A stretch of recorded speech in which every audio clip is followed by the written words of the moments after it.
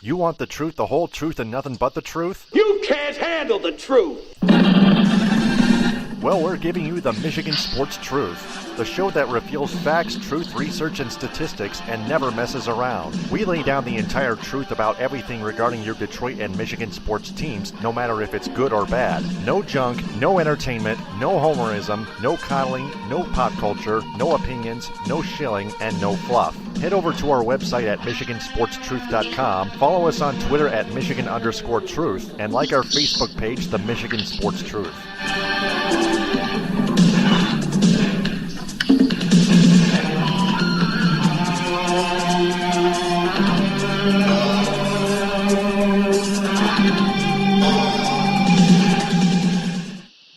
The hosts of the Michigan Sports Truth podcast do not take any suggestions or criticism from any member of its audience on how it should be run. It is up to the host to decide what they want to cover. They also do not intend to be any amount of popular in any way, shape, form, or fashion. Additionally, the views of the audience, right or wrong, do not reflect the actual truth revealed on this program. Episode 4 of the midweek review, the midweek edition is in session on Spreaker, SoundCloud, iHeartRadio, and Apple Podcasts via iTunes. First time Apple Podcast listeners listen to Ed Smith here. You can follow him on Twitter at EdSmith313 alongside myself, Taylor Phillips, on Twitter at DT2Phillips. Got some big topic stories to touch on, including a special report on Lions head coach Matt Patricia. Got the Tigers-Rangers series to recap. Got all three segments fired up, ready to go along the way. But first off, the Pistons firing Stan Van Gundy completely. Left sideline, three, and he answers. Yep, the Pistons have fired Stan Van Gundy as both team president and head coach, according to ESPN's Adrian Wojnarowski. It has been rumored that Brent Berry, a 14-year veteran, is rumored as the next team president in the front office revamp. I love it!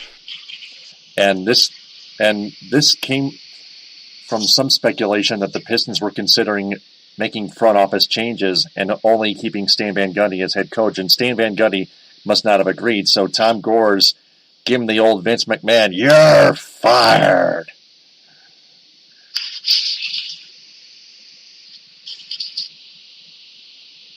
So the talk took 2 weeks. That's how it all started. So Ed, pretty big news regarding the Pistons. Stan Van Gundy's no longer with the Pistons in any position. The Pistons are going to have to do some soul searching. Yeah, definite soul searching, and obviously eventually coach searching, and possibly a new team president. Team president. I think it's misconstrued as they're looking for a new GM. While forgetting about the role that aren't. Yeah, because they were looking. They were considering getting rid of Jet Bauer as well. Right. And you don't know what capacity he works in that position, as well as aren't telling him as well. So it may be a potential position where if they were to hire someone to help out in the front office role, there could be some alignment of roles, potential, I guess, promotions or demotions, however the hell you want to look at it. But we'll cross that bridge when we get there. In terms of when it comes to Van Gundy personally, I figured this was a move that was going to happen when the team did not make the playoffs. When you consider the low ticket sales, this is now the fourth year out of this 5-year deal where little to no noise was made at all. Some people were expecting a playoff run as a bounce back to a disappointing last season. Obviously, it did not come to fruition. And then, of course, essentially, Van Gundy trying to do a Hail Mary attempt by making the trade, making the moves he needed to get Blake Griffin here, which in the process meant giving up Tobias Harris and a first-round draft pick. And at the end, it comes down to now we have a situation where 3 players take up an exuberant amount of our cap space, i.e., Reggie Jackson, Andre Drummond and Blake Griffin. And with two of those three, as you can see, at least with Blake and with Reggie, there have been some concerns with durability and staying on the field, staying on the court, and being healthy enough to play to contribute enough. Is a stigma that's followed Blake since his college days, since he was in Oklahoma. Whereas with Reggie, it's now becoming a developing pattern in recent years. So that was very troubling and concerning, but Stan Van Gundy, he wanted to take this risk. He knew what was going to likely happen, and this was the end result. Now, like you mentioned, we don't know for certain full details of the story yet. Again, this was all dropped on us via, once again, a Woj bomb, Agent Wojnarowski on Twitter, just giving us straight to the details, trimming out all the facts. So we don't know how it came about, but Taylor, it would be a likely, good guess. That's what you talked about just a few minutes ago, about how maybe it could be a situation with Goris met with Stan Van Gundy. It was taught that, and of course the idea of Van Gundy's role being diminished more so as he can focus on either being the coach or the president of basketball operations. Stan would not yield. He would not bend to that. And, I think Goris he had to put his foot down and say, no, this is what we're doing. And I think that is something that needs to be commended if you're Tom Goris in that situation, because I didn't think he was going to do it. I figured, hey, maybe we'll give the old college try for one more year. And if it doesn't go that way, then maybe, since his contract is up anyway, you can look elsewhere. But nope, this was a position where the Pistons, they didn't want to be lost in the shovel in the Eastern Conference. It's not a position where they're immediately ready to be in that, that tier group of contenders, i.e. what Philly, conveniently, they just got eliminated tonight, but still they're in that tier of future contenders. I'm sure the Pistons want to be in that group because obviously, LeBron James is not going to dominate this conference forever. Well, as for the Pistons, in terms of wanting to get themselves in that position to be one of those top teams to take over the conference, once LeBron starts slowing down, they want that process, to pardon the term here, to be sooner rather than later. So I can understand why they made this decision now instead of waiting, say, for next year to do it. Yeah, because Stan Van Gundy had 1 year left on his contract, but man, it came down to the consideration of the front office changes, which Stan Van Gundy was having fits about. He did not want to lose his team president position, and I guess he said, if you're going to get rid of me as a team president, you might as well get rid of me as a head coach because I want to run this whole thing. Either all or nothing. Yes, and I get the ambition, but as you can see, things have just not been panning out in Van Gundy's watch, mainly and probably the most importantly, his choice of draft selections. Think about who he has passed on in just the past few recent years alone. Devin Booker, and of course, a likely Rookie of the Year, Donovan Mitchell. And for the people that they picked instead or decided to felt the need to hang on to, it's just been, I don't know as you could say it, but bad. If you want to say, hey, Stanley Johnson has a promise, and you're okay, but the way he's been used so far has been incredibly mismanaged by Stan Van Gundy, whether it be under Van Gundy's watch or by Van Gundy himself. Either way, Stanley Johnson has not been properly developed.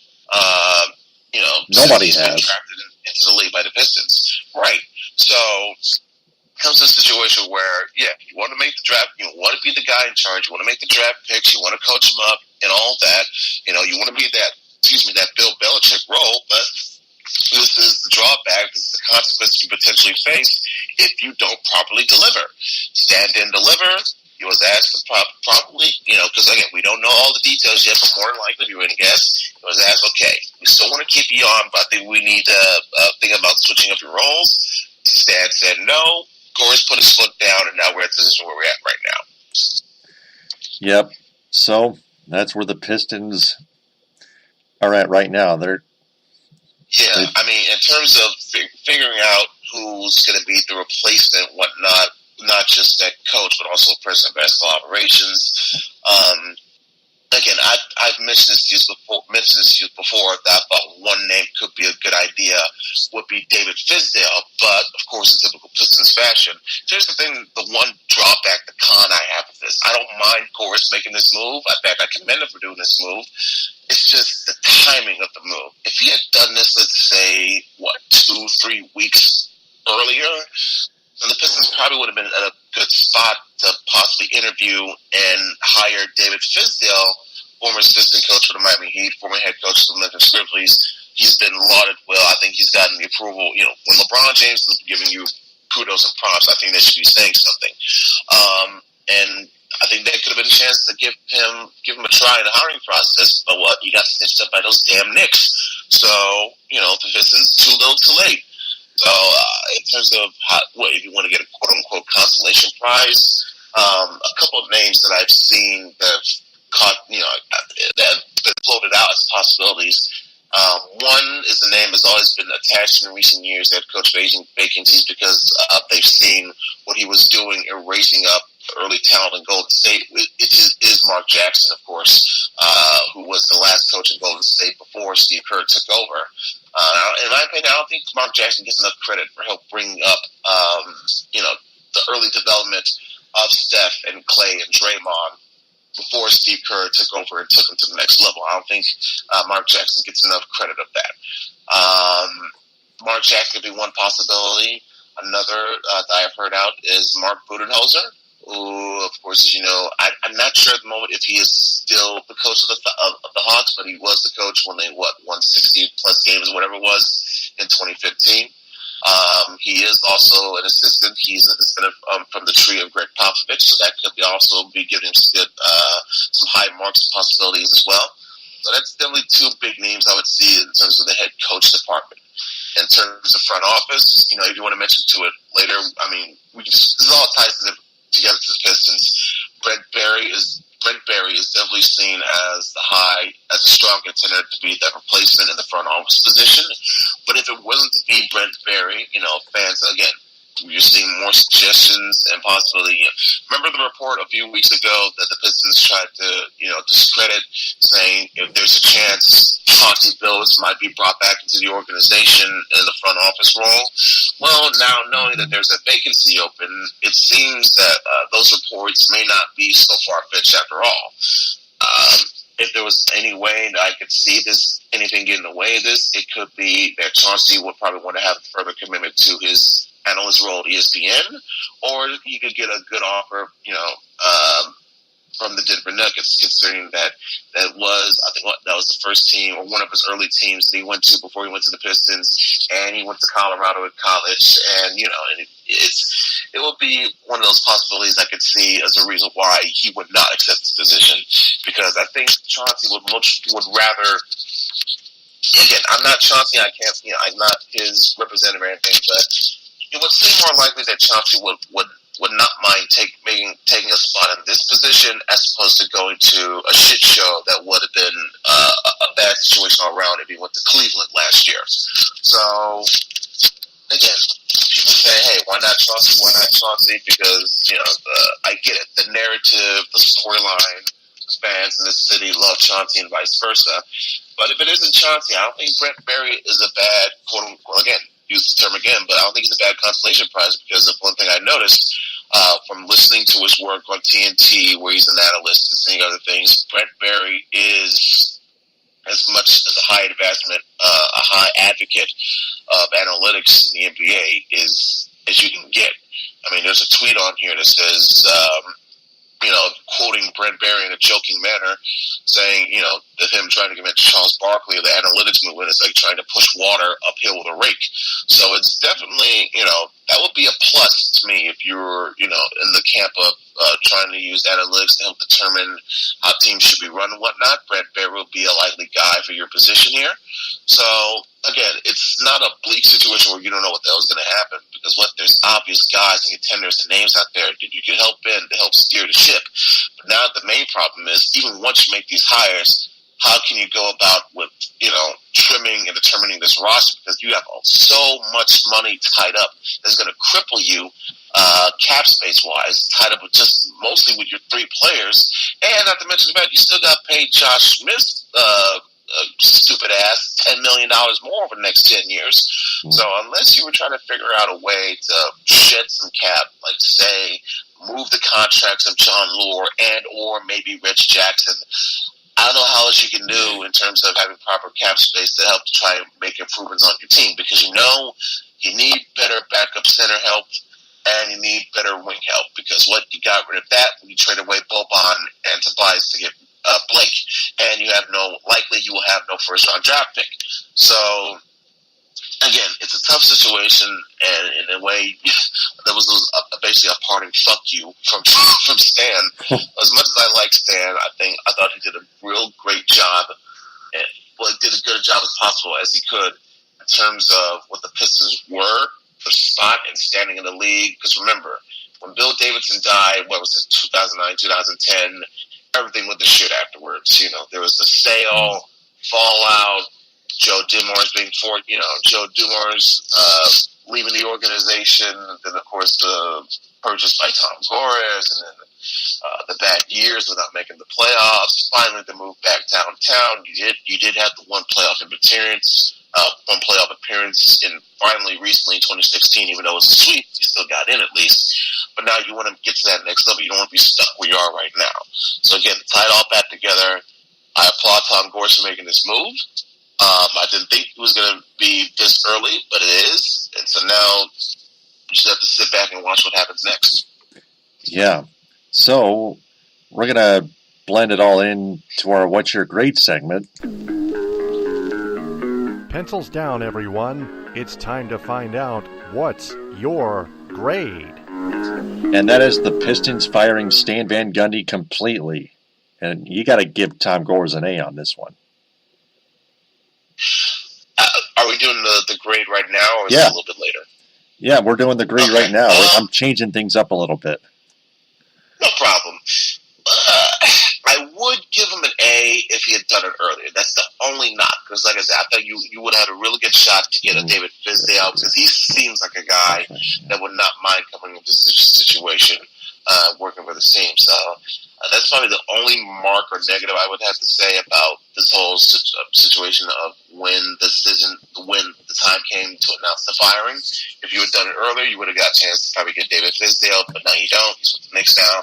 So for that, I would give this one an 89.999. So that's as high a B plus as you can possibly get.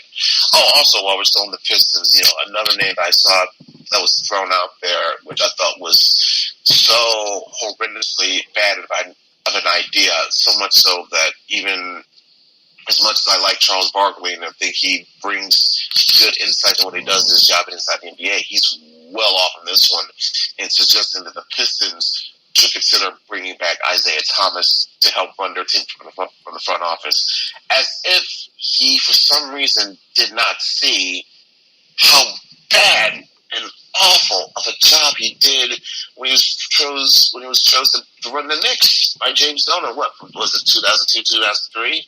And it was such a horrific experiment all around, not just on the court, but especially especially off the court as well. With the sexual harassment allegations and lawsuits and settlements and cover-ups and firings. It's just,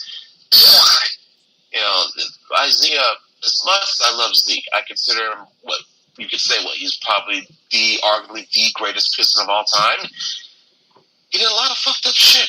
And he fucked over the Knicks really bad and during his tenure. So I would not want that to befell the Pistons in any way, shape, or form. So again, as much as I love Zeke, and it's good to see him back on his feet, with his job at NBA TV and Turner Sports, I'd much rather him be an analyst at this point than running a basketball team. So there's that. Good idea, and I would. And by the way, your grade could be rounded up, just to be fair, to an A minus, a 90%. That's the way I'm going to put it. If you want to go by the curve, I have no problem with doing that. It's just, like I said, the timing of it brought down the grade just by a few marks. Yep. So that's our What's Your Grade segment. So for our audience, if they have a grade for the Pistons firing Stan Van Gundy completely. Post that in the comment bank in this episode, and please don't go out of line. Now to the Lions. Touchdown, Detroit Lions! Oh, boy. This just in. Matt Patricia, the head coach, the new head coach, indicted but not tried in the 1996 sexual assault. According to the Detroit News, he says he was falsely accused of sexual assault in 1996, and team president of the Lions, Rod Wood, gives him full support. The report says he was charged with sexual assault in 96, but was never prosecuted. And Jeff Moss, man, that really lighted his fuse and just troubled him, and it troubles us too. The way we read this article, this whole thing, there's stuff all over the place, and the Lions keep hiding that shit because they're an insecure, inept organization. Typical. Well, I wouldn't say it was the Lions hiding this, because if you read the quotes and see the reaction, they were just as dumbfounded and taken aback by this as everyone else, because Matt Patricia, for some reason, did not disclose this to them.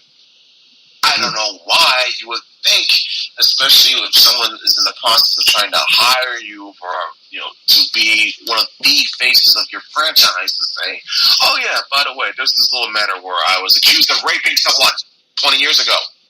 You think that would have come up in the interview process? Even if you would have prefaced it by saying, this 22 years ago, this is 2018. Well, yeah, but still, over 2-decade-old case, don't care how old it was, you will still want to mention that to your potential future employer here, that, even if it was, obviously we can see the case was dismissed or, he was indicted but not tried, still, you want to bring it up because if people do enough digging, they're going to let your employer know, fooled you. And there could be big repercussions where, in any other situation, this person could be in the hot seat if not have already been fired. And the reason why I mention that, because as someone who is a professional wrestling fan who follows it religiously, there was a situation that arose in January with the WWE concerning one of their stars, their top stars, the guy that they hoped to be the cruiserweight champion. So again, Enzo Amore, a guy who they picked to represent one of their flagship divisions as their champion, it was reported that he may have been involved in a sexual assault incident the few months prior in the fall. Now, depending on whether or not you believe the accuser, whether or not she's telling the truth or that she's fabricating something due to mental health issues, whatever the case may be, the main crux of this that really got Enzo Amore in trouble and eventually fired from WWE was the fact that he was under investigation for several months with a serious, horrific accusation crime, but he didn't let his employer know. And in fact, his employer found out through Twitter. So yeah, he was more. Say what you want about the man's guilt or innocence. When you do some shit like that, you deserve to be fired. So again, I'm not Rod Wood, I'm not Martha Ford, I'm not the Detroit Lions. But I would be very pissed if I was in the spot they were at right now, because, really? You could have brought this up. Just let us know. Again, if you want to say and preface by say, hey, nothing serious came about, even though this is some real serious shit, you could have mentioned saying, well, hey, at the end of the day, I was not tried, I was not found guilty, I was indicted, yes, but this case was dismissed. Again, a little something just to let them know, because by not letting them know, it brings a hindrance on your credibility and makes people doubt whether or not you're truly sincere with your innocence or not. So, again, I wasn't in the room when this alleged incident happened. Neither were you. There's only a short number of people that can answer that question as to what really happened and transpired, whether it be that night or that day or in that moment. This again, in light of everything that we have seen over the last year, the Me Too movement, the Time's Up movement, seeing names like Harvey Weinstein and Matt Lauer and Kevin Spacey, and of course recently now with the conviction of Bill Cosby, this is a matter that's now finally being taken seriously across the board. Of course, we've already seen an example of how it can affect us locally with the whole Michigan State situation all around. So now when you add this to the mix, it's just, oh my God, wow. But again, there's more. I think there should be more shock and anger at the fact that, wow, why would you hide something like this? Even if you believed you were 100% innocent, you would let someone know that something like this was going on, because now it not only casts doubt on your innocence, it casts doubts on whether or not you should still be employed by this team, even though the Lions have come out publicly and said they're behind Patricia 1,000%. Okay, we'll see how long that lasts, if and when more details come up. But yeah, it's just, oh goodness, horrible situation all around. And made no better by the fact that you didn't let your employer know what the fuck was going on. So that's on you. Yeah, the truth always sets you free. You just have to spill it out. Matt Patricia did not do that. Again, this is not. It could be the situation where the person is making it, but again, I don't know, and neither do you. So it's always a situation you want to be sympathetic and listening to the side of the accused. No, I'm sorry, the accuser in this position, because in this instance, if this person is telling the truth, that they need to be heard and seen and believed. Again, we've seen experiences before where that was the opposite, i.e., fantasy to the cross case. Some people are trying to make similar assertions here with the Michigan State thing. I don't buy it, but again, just bad all around, man. Just bad all around. Yeah, bad all over the entire franchise. Yes. So that brings up our other segment number 2. We, the jury, in the above entitled action, find the defendant guilty or not guilty. Is Matt Patricia guilty or not guilty for his sexual assault in '96? He's definitely guilty of not letting his employer know. If there's only thing you can say 100% he's guilty about, there is that. In terms of, and if you want to say court of public opinion, it'll be one. Probably it's mostly negative, so you would lean towards guilty. But again, that's such a complicated answer, because if you say one hardline answer, it appears as if you're taking one side or the other, which, again, I'm not in that position to determine that. I'm not a judge. I'm not a juror.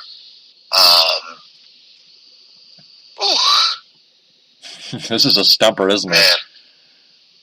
Yeah, it is, because you don't want to appear as being insensitive or not caring enough to those that actually do go through these incidents and these assaults and these attacks.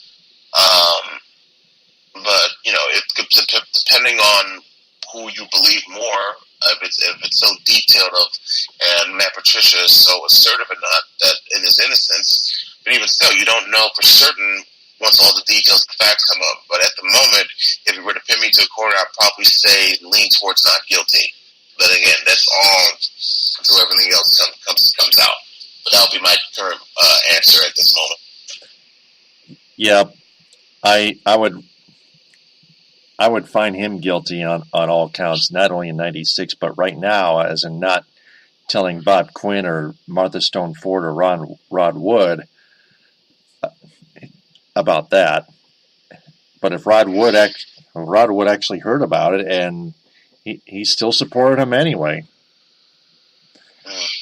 So that must mean they know something more that we don't. Only the Lions franchise would find him innocent anyway, because they think he's one of the best head coaches they've hired in their history. Well, it could also be a case of there's no hardcore undebatable proof. What they always say when they do the review, it must be unsustainable evidence. Irrefutable evidence is what I'm trying to say. Fine, thank you. Irrefutable evidence that shows one thing or another. So the Lions must have some irrefutable evidence that proves Matt Patricia's innocence.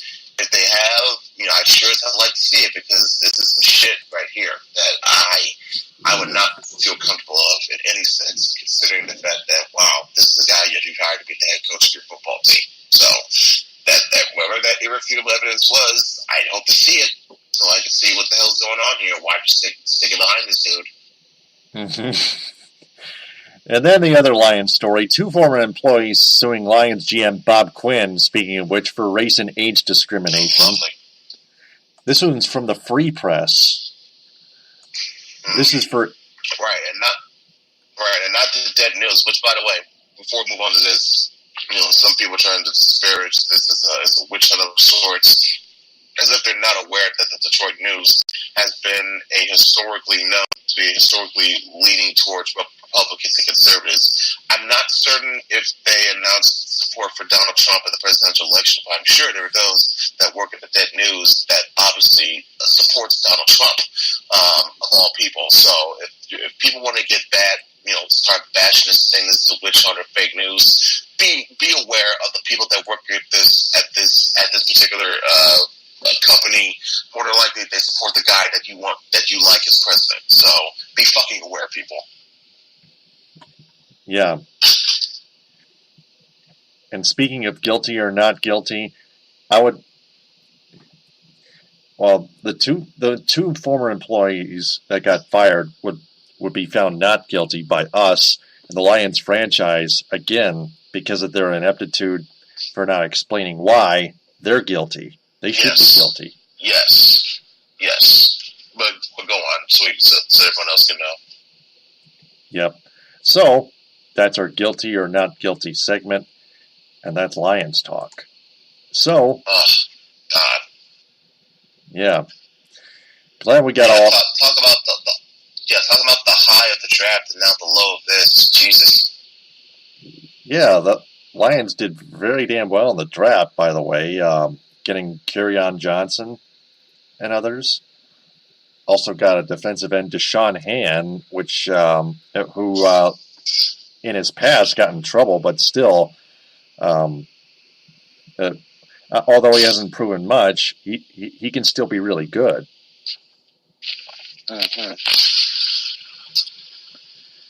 But that's like 2 weeks ago, so why don't we move on to the Tigers here? That one is long gone. They lose 2 of 3 to another horrible team on the road, the Texas Rangers at Globe Life Park. The Tigers have been losing more to terrible teams lately, including the Kansas City Royals. And along the way, Miguel Cabrera was put on the disabled list again with a right hamstring strain.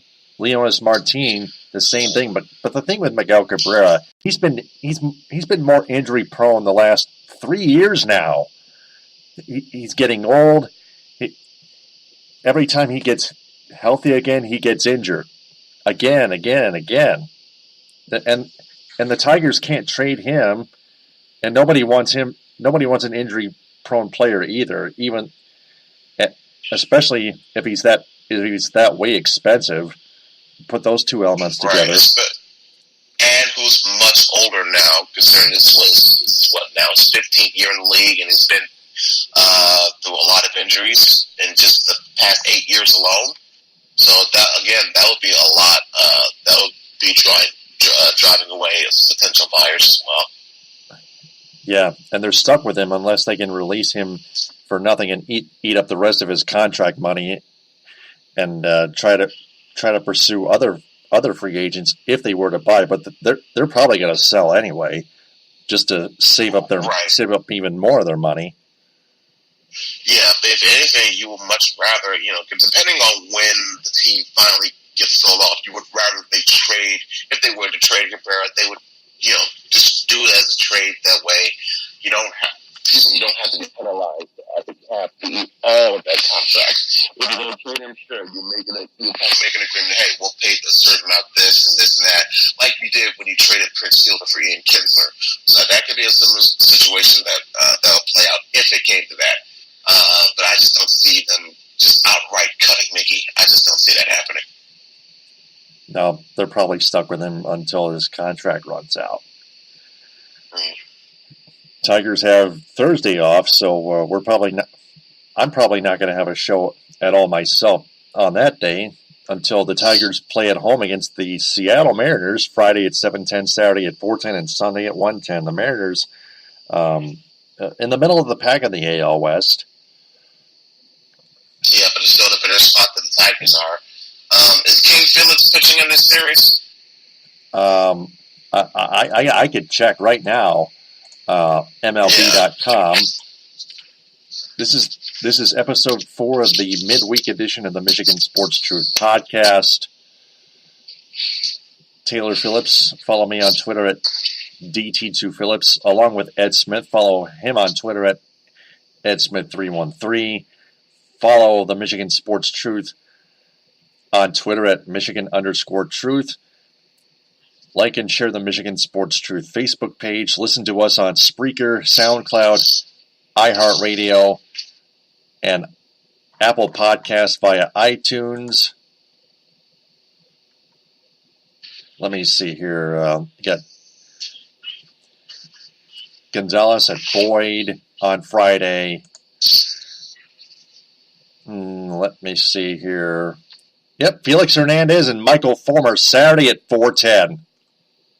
Oh, that should be a good one. Oh, damn yeah. I can't wait for that one, even though I'm boycotting FSD, hashtagging boycott FSD. Fox Sports Detroit continues to be even worse of a joke than it ever was before.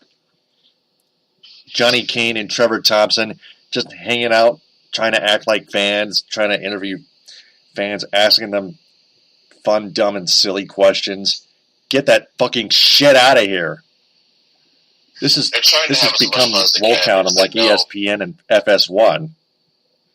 I think they're trying to preserve as much as they can because they know this is an absolute shit show of a team that they're watching right now. Between that and the Red Wings, like, no God, the Pistons. So they're trying to balance out the pain with as much fun as they can.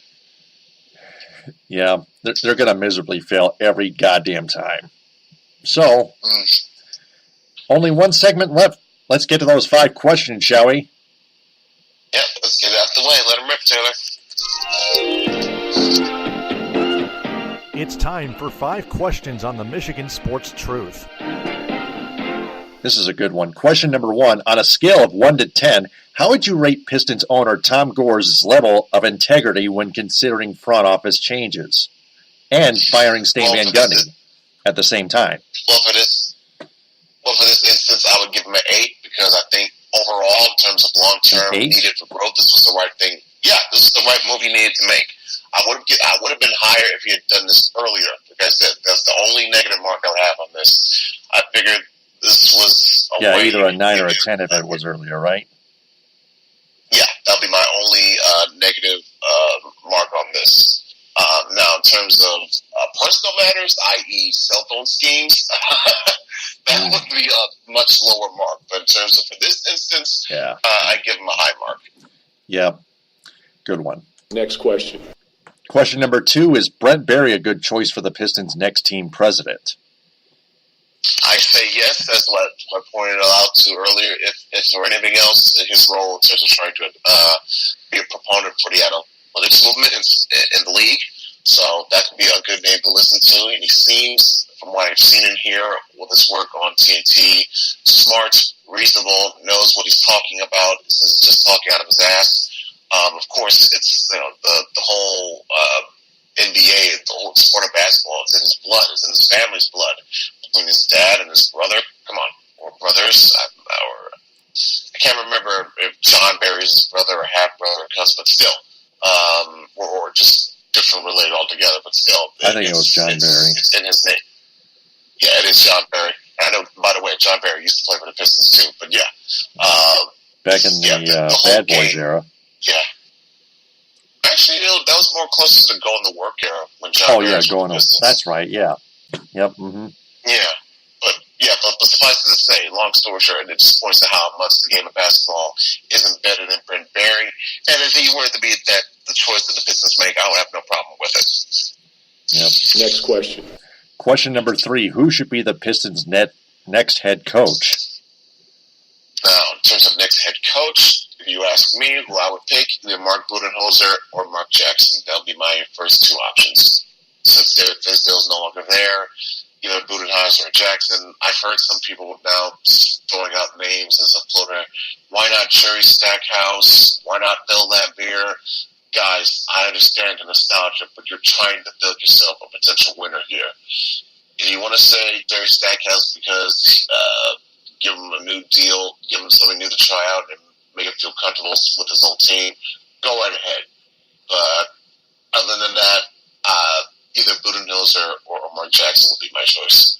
Mm-hmm. Yep. Next question. Question number 4. Should Bob Quinn have held himself and the Lions franchise more accountable for firing the 2 employees?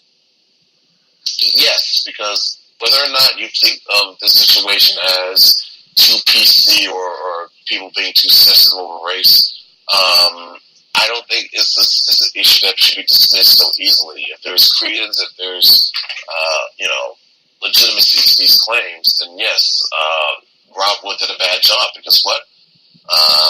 He is right. We're talking about Rod Wood. Bob Quinn is only the GM. He only handles picking who coaches and players and shit for the football team. This is about the organization as a whole. This is where Rod Wood would be culpable and accountable here. So if this situation was handled bad, as this lawsuit claims it was, then yeah, that's a no-no from Rod Wood on that one. Mm-hmm. Next question. Finally, question number 5. Should the Tigers release Miguel Cabrera and eat up the rest of his contract money? I know you don't see that happening, but should they?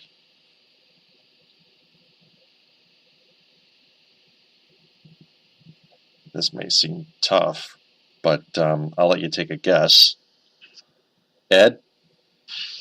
Yeah, apologies for that. Oh, geez. An issue. Earlier, I think it would just be financially impossible to do. They would much rather try their best to find a trade partner that, even if it's a situation like the Prince Fielder deal when they traded him for Ian Kinsler, they would rather do that. I think when they traded Verlander, they're still paying some of his salary too. So they know, again, moving a contract is big. They're not going to get rid of all in one fell swoop. So some type of compromise or agreement will have to be set in place where if you take this guy now, we'll still pay increments or certain amounts of his contract over this amount of time. You'll still be paying the majority, but you won't be getting the full bill, basically, is what I'm trying to allude here.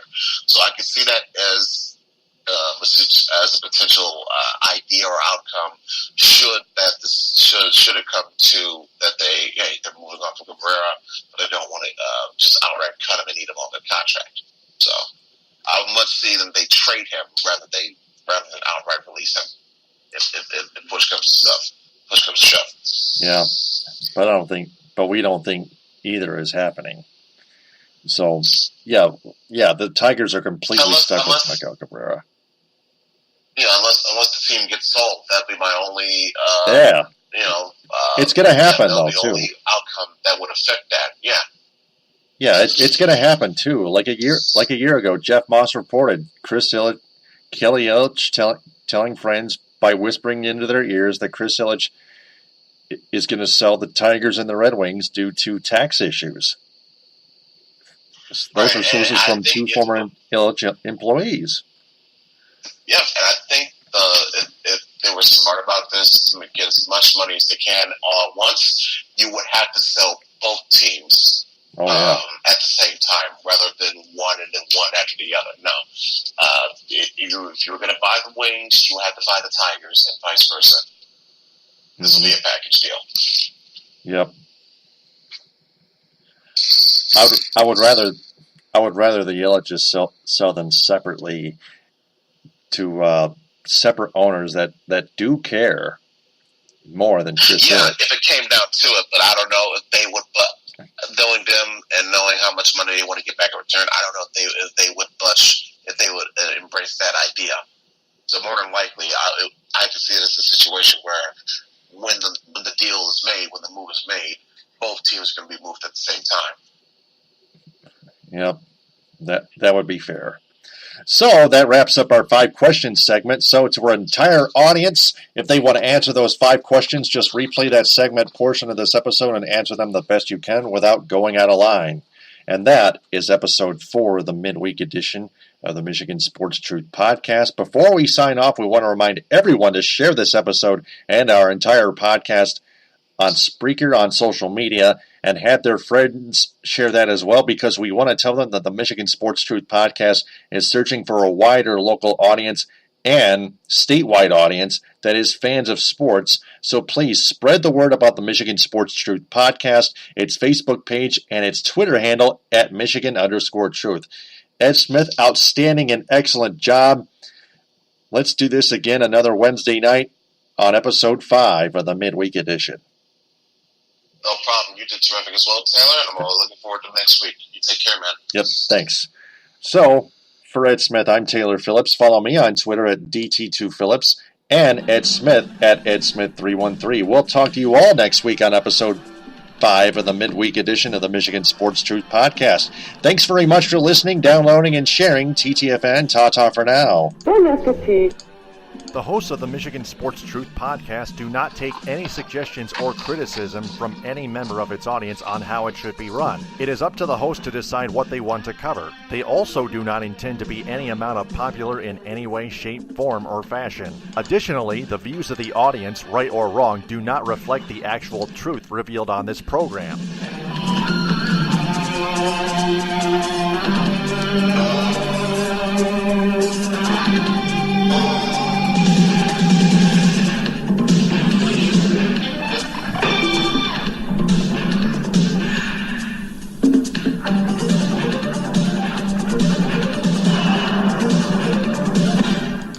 Transmission complete.